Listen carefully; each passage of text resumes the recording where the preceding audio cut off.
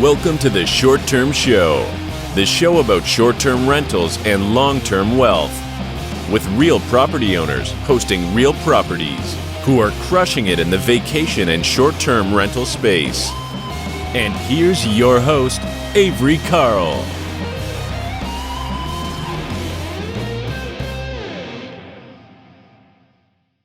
This episode of the Short Term Show has been brought to you by your friendly Short Term Shop real estate agent. We are hyper-local and totally dedicated to your success. Whether you want to buy your next short-term rental or sell the one you currently own, we would be honored to earn your business. We are in all of the best vacation markets in America. Find us at theshorttermshop.com. That's theshorttermshop.com. Brokered by EXP. Okay, guys, welcome back to another episode of the Short Term Show. Today we have a return guest that you are all familiar with. And if you're not familiar, then I don't know where you've been. Have Rob Abasolo, or Rob Built, for those of you who are big YouTube people. Rob, how's it going? How's it going? Listen, I'm just honored that you said it right. Most people say Robuilt, and I'm like, you don't watch the channel, but I appreciate that. Thank you very much. Yes, you're welcome. You're welcome. And I mean, of course, the host of the Bigger Pockets OG podcast too. That's a big one. I think last time you were on was before that big accomplishment. So congratulations on that. Yeah, I hadn't even been on the show. I think the last time we talked. And so for me, it was shortly after that, because it was when I was living in Tennessee in Gatlinburg, and I got the call to be on the podcast just as a guest. And I was like, oh my gosh, like my dream has come true. And then, about, a little less than a year after that, here I am. Yeah, that's pretty cool. That is quite a dream come true. It is, yeah. Well, tell us a little bit about what you've been doing investing wise over the past 2 years, I guess, since we talked to you last. Yes. Okay. So I think where we left off was I was building a tiny house village in Gatlinburg, Tennessee. That is not built, but it is still getting built. So one thing that I learned out there was, the labor force out there just works at a different pace than I'm used to. And so I moved out there thinking like I was going to break ground day one, and I had my shovel ready and everything like that. And over the next year, I basically found out that development is a very slow moving process. And, I went through several rounds of permitting and doing all that kind of stuff. And now it's kind of crazy. 2 years later, I'm pretty close to the finish line of that whole process. I'm waiting on one final little PDF to be sent to my inbox, and then we can actually break ground. So we'll be building 4 geodesic tree houses on 52 acres out there in Sevierville. And I'm also currently working on permitting 65 glamping units out in the Grand Canyon. Since we've last talked, I also now own a 20-unit motel as well. So that effectively doubled the portfolio overnight, which is pretty crazy. So I'm sitting at around 38, 39, 40 units, somewhere in that realm. I know I should know, but a few things have changed in the past month. And then I've got a few irons in the fire right now, in current, interest rate territory and everything like that. I've really been focusing on seller finance, sub-2, creative finance, all that type of stuff. So trying to really heavy up on that side of things these days. Awesome. So I have a lot of questions on a lot of things. I took some notes here. So let's start with the tree houses. So we have so many people on our forums and people who want to buy with us that will say, oh, I really want to look, I already found 50 acres. I want to just plop a bunch of tiny homes or tree houses or tents or whatever, what have you on this. Let's go do this. So you, being one of the most experienced investors and influencers out there in this space, have learned that it's not just buying a piece of land and plopping a bunch of crap out there. It's difficult. So what advice do you have for those people who might think like, oh yeah, I'm going to do this and we'll be up and running in 6 months? Yeah, for sure. Well, it's a very interesting case, right? Because I did what I call like a land hack, which was the property that I purchased had a 3,000 square foot cottage on it. And that effectively enabled me to buy that conventionally with like a loan, right? And that's a lot easier to finance in that particular situation than just going out and buying 50 acres of land. Ultimately, I think what I've learned is the most important aspect of this entire process is in the DD, the due diligence. And you really can't do any due diligence in the amount of time that a typical real estate transaction happens, right? Typically, you put an offer on a house and you have a couple of weeks to get your inspections, your appraisal, and everything like that. When you're talking about going on a grander scale and actually developing more than, let's say, a unit and an ADU, the rules change quite a bit because you're basically falling under the deed restrictions and the zoning of that particular property. So luckily for me, that property actually was in an agricultural zoning, and that made it a lot easier for me to even have that conversation with the building officials. Now, I was wide-eyed and stars in my eyes, and I was just like, I'm going to do it. I'm going to figure it out. Ultimately, I'm really glad I did that. There are obviously, now in retrospect, there are things that I could have done differently. And I would say biggest piece of advice I could give anybody that's looking to do this is go out to that city and go to the building department in person, and then go to the zoning department in person and actually talk to the people of that city about what can and can't be built there. Because what I did was I called, and they get a lot of people that call, right? Like a lot of people that are like, I want to do a tiny house village.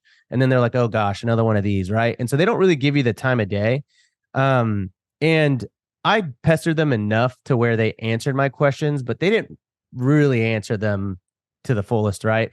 And it wasn't until I bought the property, moved out there, spent a lot of money, that I actually went to the city and talked to them to really find out sort of the guardrails of that property. So due diligence, give yourself a lot of time, especially if you're buying big pieces of acreage. Make sure you have a couple of months to actually run proper due diligence on that property, look into the zoning, and then make a trip out there, walk the property, first of all.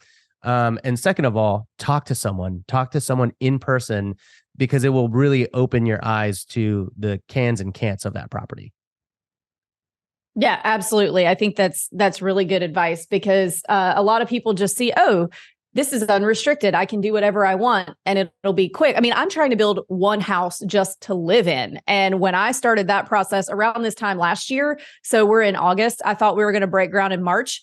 No, a year later on one house, not even having to subdivide and do different things. We're not even through engineering yet. We're not even close to getting a permit. So, and that's just one house. So I think it's really important to be realistic on your timelines and things. And if you're somebody who needs to get that cash flow rolling in right this second, then maybe this isn't the thing for you Definitely to do not. yet. No, I think new construction in general, I would tell people, is the best way to get into real estate, to build equity, and to have awesome cash flow. But the caveat is it's going to take you, if you're just talking about a single family home, it's going to take you 12 to 18 months to actually build a house.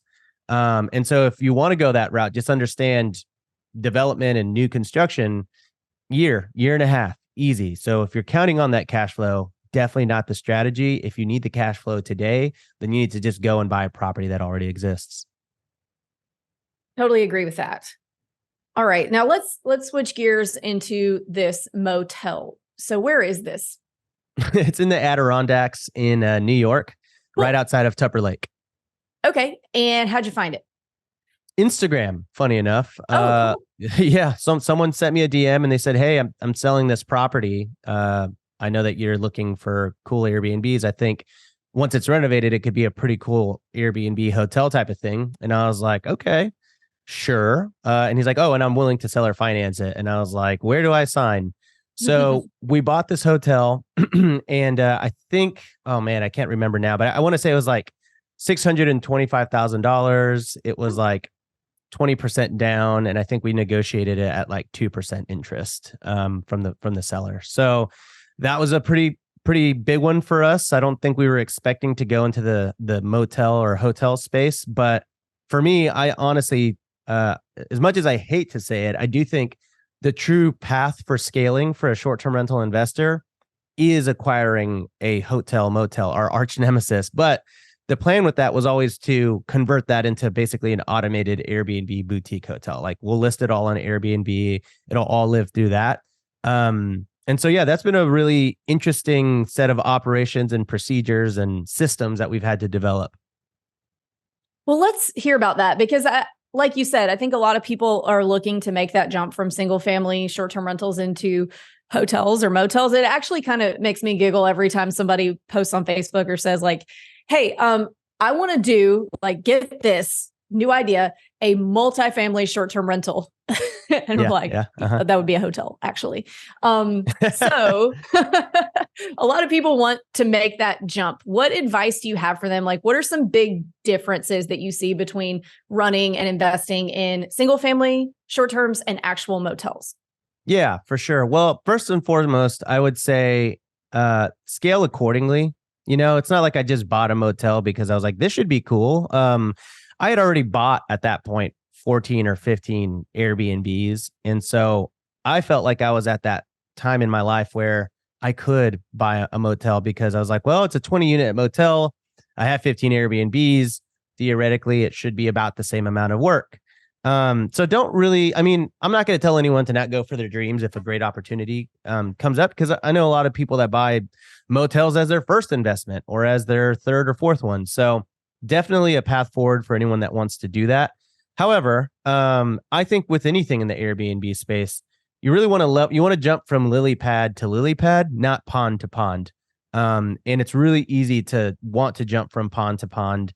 And while you may be able to do it, it isn't necessarily the easy way, right? And so for us, that's kind of it felt right. You know, around the same time, I had actually closed on a $3.25 million mansion in Scottsdale. And same thing there. Like, I would never just go and sign on a property that's going to be a $17,000 mortgage unless I had known that I could handle it. And so one thing that I want people to understand is generally the bigger the investment, the bigger the amount of time that goes into said investment, AKA the more amount of work. So while it is a consolidated motel, it is a lot of work. And when you buy something like a multifamily in that capacity, or when you buy a business, you're not buying an automated machine, you are buying a job. And so I want everyone to understand that as much as we all want the passive income dream, which exists, I think, later down the line of being a real estate investor, it's work. And, you know, I always say this, it's not hard, but it is hard work, right? And it is like a lot of time that goes into it. Very similar, though. It's not like we're scratching our heads like, how does this work in a motel? It's all the same concepts. It's all the same hospitality mentality. It's all the same stuff. It's just more and a little different. So there's a little bit of critical thinking that goes into solving those problems. I think that luckily I was prepared for, my partner was prepared for, because we just had so many Airbnbs at that point. Yeah. And I think where you said that you're essentially buying a job is something that I really want to highlight, because there are so many influencers out there that are like, I quit my job to run 2 Airbnbs. And like, I did do that, but I was making $35,000 a year, which was like $1,000 a month. So my very first long-term, that's very easy to replace. So I was making a lot less than most people. And I think that we really do. It's easier. It was easier for me to do because I wasn't making anything. But I think a lot of people, they're looking for that. I want to jump out of my corporate job and I want to do it now because I'm tired of my boss and I'm tired of sitting here all day. And I get it. And I've been there too. But you really have to look at it as supplementary income and a job, because it is a business. You have to run it.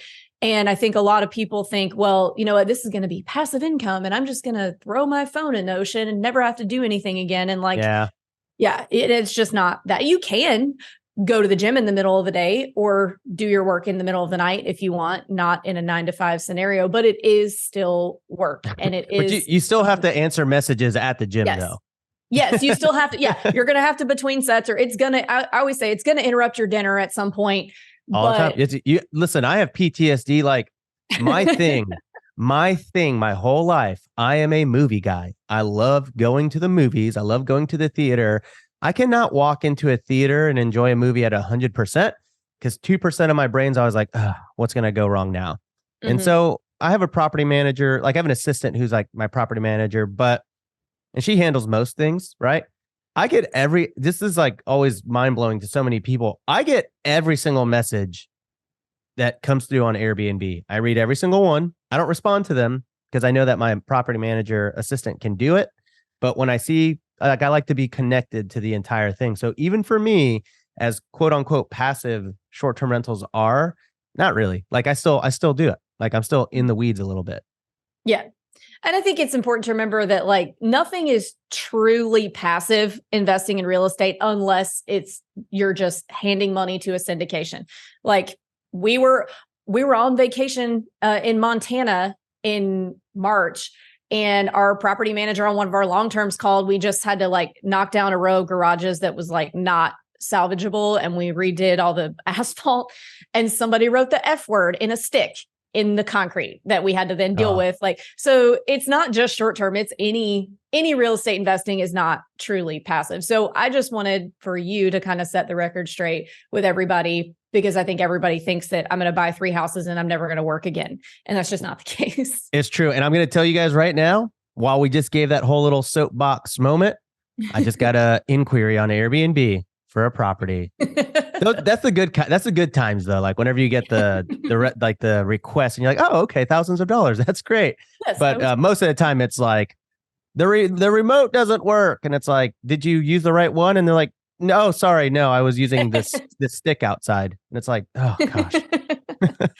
Yep. So it's always supplementary, and keep that job until you've maxed out all the loans you can get. Use that income until you absolutely can't anymore. But I think we've preached enough.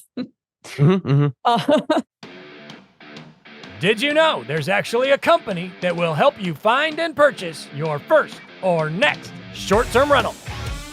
The Short Term Shop is the premier short-term rental acquisition company. They have a team of realtors with tons of experience, and most of them actually own their own properties as well. They are the best in the business and would be happy to help you with your next purchase. You can find them at theshorttermshop.com. Brokered by EXP. Theshorttermshop.com. This episode is brought to you by the premier short-term rental Facebook group, Short-Term Rental Long-Term Wealth. We have nearly 50,000 members. This is the biggest independently owned and operated STR Facebook group, and it has been curated by yours truly, Cashflow Carl. Join us on Facebook. Search the groups for Short-Term Rental Long-Term Wealth.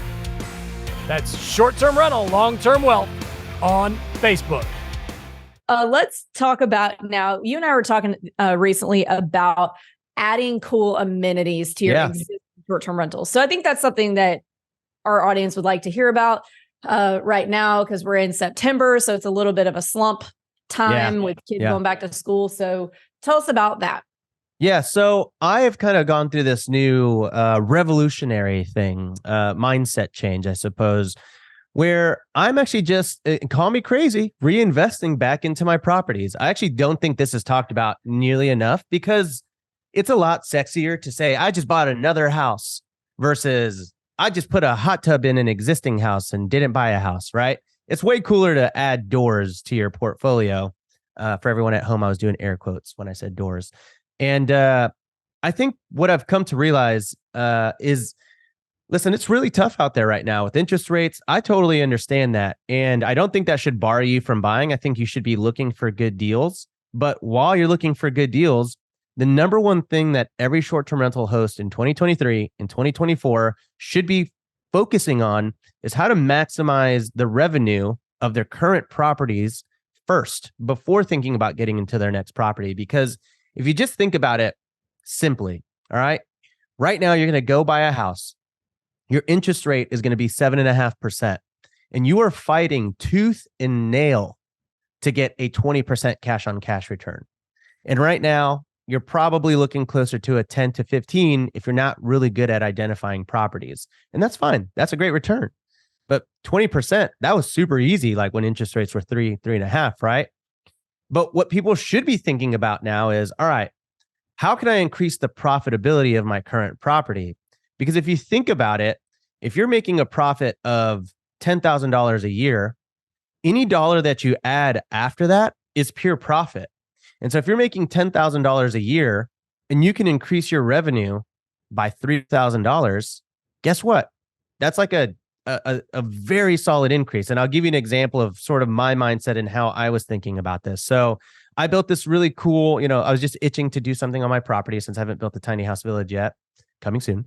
And I built this really massive, like 800 square foot treehouse deck that's like elevated 15 feet off the ground, coming off to my house. It's got this awesome pergola. I didn't have a hot tub at my property. And to be honest, this particular property, when I bought it, I didn't intend to particularly Airbnb it and make money on it. It was just kind of, hey, we're going to have this, but the tiny house village will make the money. Well, once we didn't build a tiny house, I was like, well, I'm going to put it on Airbnb and hopefully it makes money. And so last year it actually grossed $60,000. Mortgage, expenses, all that stuff is about all in, I'm going to say $3,000. And so we made a profit of roughly $25K, I think, on that particular property. I don't have a hot tub. I don't have a theater. I don't have all the important Smoky Mountain things like arcades, game rooms, pool tables, foosball tables, all that stuff, right? And so I know, looking at the competition nearby, everyone's got that stuff. Now, me without having any of that, I grossed $60,000. I made a profit of $25K roughly, right? All my competition gets more money than me. And so I know by adding those amenities, there's only an upside to that $60,000. And so I built this crazy deck with a hot tub and like a view of the mountains for all in 45 to 50. I got to add some stuff in there. I personally think after looking at what my competition is making and reviewing the data for being a 5-bedroom home, I think it could increase my property revenue $25,000. And so even on the low side of that, $20,000. So when you think about that, that's $20,000 that there are no expenses added to that. It's all just straight profit. And so if I do hit an extra $25,000 in profit from this $50,000 investment, I just made a 50% return on my money. There is no better return than that single investment into my property. And I think that's how everyone should be thinking about it. When people are like, I want to buy my next property, I'm like, well, let me see your other property first. And then I see that they've got so-so photos. They're not even highlighting their best amenities. They don't have a key amenity like a hot tub in the Smoky Mountains. And it's like, go spend $10,000 on that first, because likely you'll make more than a 20% return on that money if you strategically invest it. I think that's really smart. And then it kind of also like just ties back into enemy methoding your competition. So looking at them, what can I add that will make a potential guest pick me instead of them? And I think people complicate that too much. So if they have a hot tub, all your enemies have a hot tub, you need to figure out how to get one, but how can you make it better than theirs so that you get picked? Right. And that's a lot of people get so worried about saturation and competition. And I'm like, we have the greatest advantage coming into a market with competition, because we get to literally look at the competition's listings, see literally how their design is, and one up that design, see what amenities they have, match the amenities, and then some. It's just most people don't do that. They kind of back in the day, I think 2-3 years ago, everyone's like getting into this space and they're like, all right, I'm going to have a beautifully designed space. I'm going to have professional photography and a welcome basket, whatever. Those were like, you needed that to really stand out. Now, everyone's got that. Everyone's got professional photography. Everyone's got a cute house in the Smoky Mountains. Everyone's got a hot tub. What are you going to do to stand out from all that? Yeah. And you have to do stuff. And I think a lot of people over the past couple of years who have gotten into this space have just bought a middle of the road property and said, oh, well, I'll do better than the last person because I'm going to manage it better. And they don't put any money into it. They don't make any changes. And then they're like, wait a minute, this isn't doing what I was expecting to do. Well, it's because you didn't do anything to it. Yeah. And it's important to do those things. Yeah. So I'm actively going through the entire portfolio, and I'm actually investing about $200,000 or $300,000 into my 15 or 16 short-term rentals. So one other thing I did is in that Scottsdale property I was telling you about, I added a pickleball court. It was a $22,000 investment. And the results from that were honestly kind of jaw-dropping. Like, I think the next, so I think we had it up and running officially in May. And then our June revenue was up 25%. Our July revenue was up like 25%. Our September revenue was up like 20%. Our February revenue was up 40% year over year. And it's just kind of nuts to me that it took us a year to do it. And so now we are really picking that property apart. And I want to invest. I mean, I just saw the results on that like instantly. Like that pickleball court has literally paid for itself, I don't know, 3 or 4 times at this point in future booking revenue, which is like mind blowing to me. So now I'm going into that property, which honestly wasn't performing the way I wanted it to. Looked at the competition and said, oh, well, duh. Everyone's got mini greens and like putt-putts. Everyone's got home theaters. Everyone's got arcades. Everyone's got string lights over their pools. Everyone's got hot tubs. I don't have any of that. I just have this cool architectural house with nice design. And guess what? As cool as an architectural house is, people, they don't want to just look at the house. They actually want to enjoy themselves in the house with their family. And that's really what's important in the Smoky Mountains too, is you can have the most beautiful cabin in the world, but people are still going to bring their kids that are going to be running around and need to be kept busy. So if you don't have things for those kids to do or for people to do, it's just not going to book because people would rather just pay more money for more amenities. It's all about keeping those kids busy. It is. Got to wear them out. That is my next Airbnb. I just went to an Airbnb with my wife and a couple of other friends and kids, and it was awful. Oh my God. It was just, there's stairs everywhere and it was like everything was sharp. And I was like, oh. So next Airbnb I design will be the most cushiony, kid-centric, kid-friendly Airbnb in the United States. That is my goal for the next Airbnb. And I will stay in that Airbnb. Yeah. It is. When you're in a place, like we had an Airbnb like Fail recently, not our own, where we stayed in a property in Colorado and they did not disclose in the listing that the person lives there and they just leave when you book. And I see. Okay. Yeah. Like they just say, oh, I got a booking, guess I'll jet. And there's like all this person's food everywhere and their stuff. And like, if you open the closet, like all of the, and I was just like, so it's like Airbnb 1.0 basically. Yeah. Yeah. And I was super stressed the whole time because I'm like, I didn't realize that, like I am paying attention to the kids, but it's just having to constantly tell everybody what to do. And then mom's being grumpy and then nobody's having a fun time. So. And then kids run up to you with like a pair of scissors in their hand and you're like, dang it, where did you get that? And then they're like, over there. Yeah. There's a drawer full of sharp things. Mm-hmm. Yep. Yeah. Yep. So I'm definitely on board with your next idea, which is a good segue into some things that you have coming up that I will actually also be speaking at. So let's talk about that. Yeah. So I'm throwing a short-term rental conference called HostCon. This is the second one that I've done. I threw the first one back in January of 2023, so about 8-9 months ago. And I really didn't know what I was doing, but it was one of the coolest experiences of all time. It sold out. It was standing room only. We ran out of food. We just did not plan. Well, I would say we didn't plan, but we didn't plan for success. We were like, oh, like if a couple hundred people show up to this thing, it's going to be great. And it ended up being this magical thing where people partnered up with each other, invested with each other. Like the speakers got to know a lot of the people in the audience. And so crazy guy over here said, hey, let's do it again. And we're doing HostCon 2.0. We were going to do it every year, but I was like, well, this is close enough. So HostCon is happening October 28th through the 30th in Houston, Texas. We've got an amazing lineup. You are one of the headline speakers. Pace Morby is also going to be speaking there. He's the creative finance king. Jesse Vasquez, who's amazing at midterm rentals and locking down 30-day contracts with like travel agencies and stuff. And I'm also really excited about Christy Wolf. I don't know if you know who Christy is, but she is the one, if you've ever heard about that like potato Airbnb in Idaho that makes like, I don't know, $70,000 a year or something like that. That's hers. She's got like a Hobbit home. She's got basically the most unique properties on Airbnb in the country.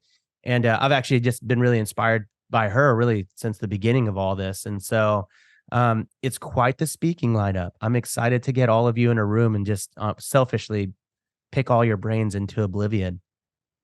Yeah, I plan to do the same. So I'm really excited about going. And where can people get tickets if they're interested in doing this? This sounds like something they want to get involved in and come listen.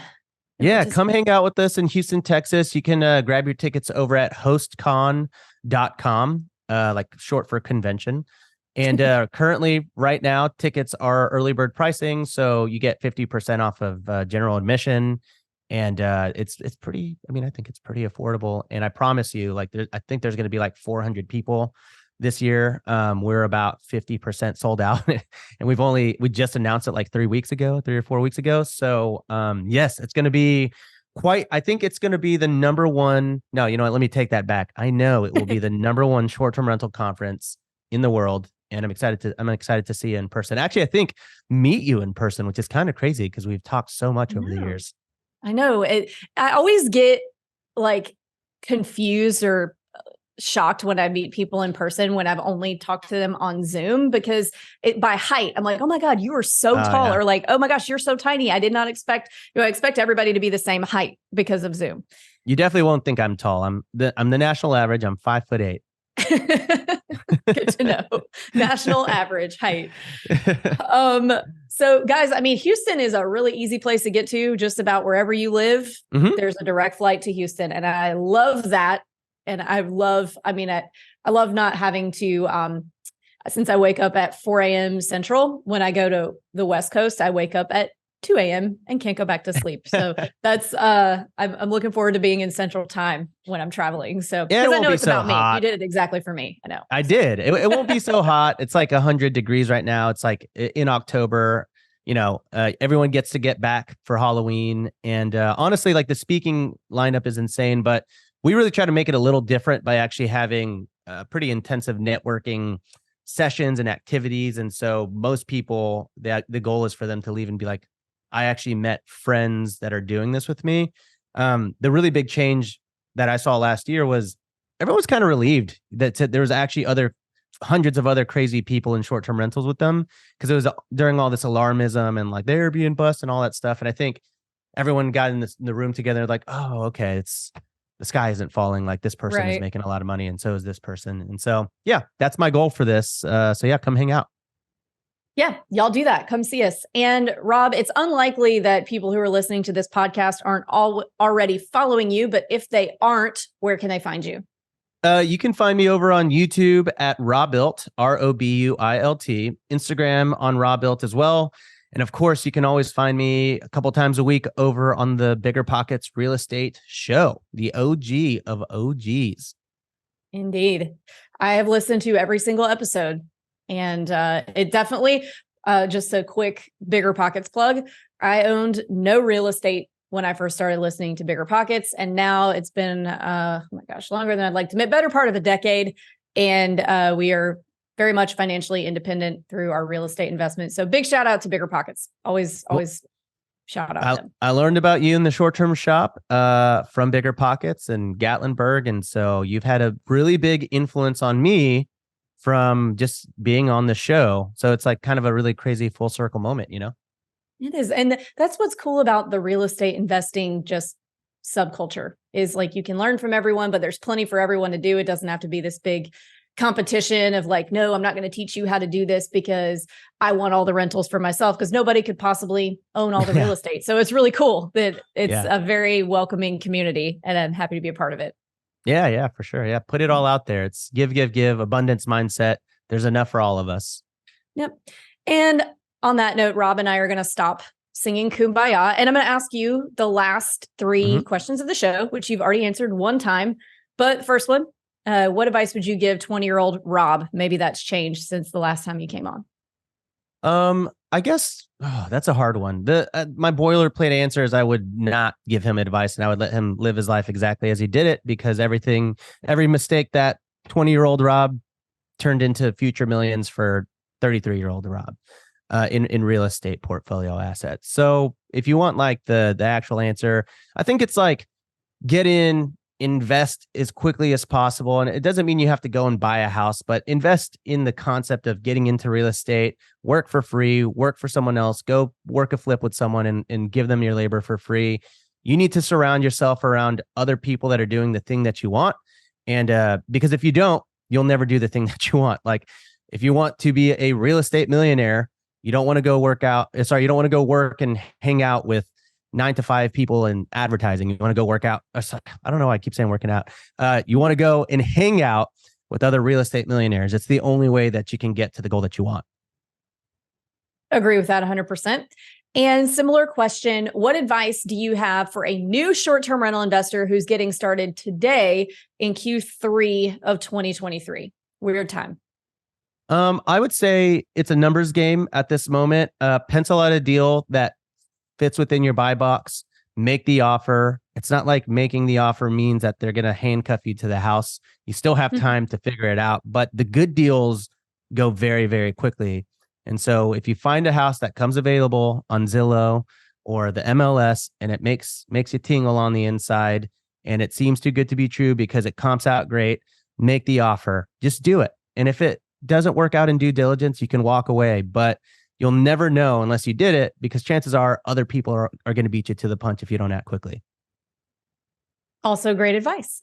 And last question, what's your favorite book that's impacted your mindset? I commonly joke about this on the real estate show, the BRRRR Bible by David Green. It's called BRRRR: Buy, Rent, Rehab, Refinance, Repeat. It teaches you the concept of not only long distance investing, but building your dream team, your core four of people that will help run that flip. Those different concepts apply specifically to Airbnb. I call it the Airbnb Avengers. Same people, right? Your cleaner, your handyman, your landscaper, your pest control person, and really those, and your pool maintenance person, I guess. Those are the people that run your property. So the BRRRR book will kind of teach you those fundamentals. I love David Green's books. I always recommend long distance real estate investing to our potential clients. He is a definite wealth of information. All right. Well, Rob, thanks again so much for coming on. We hope to see all of you at HostCon at the end of October. And any parting wisdom? I'm going to put you on the spot.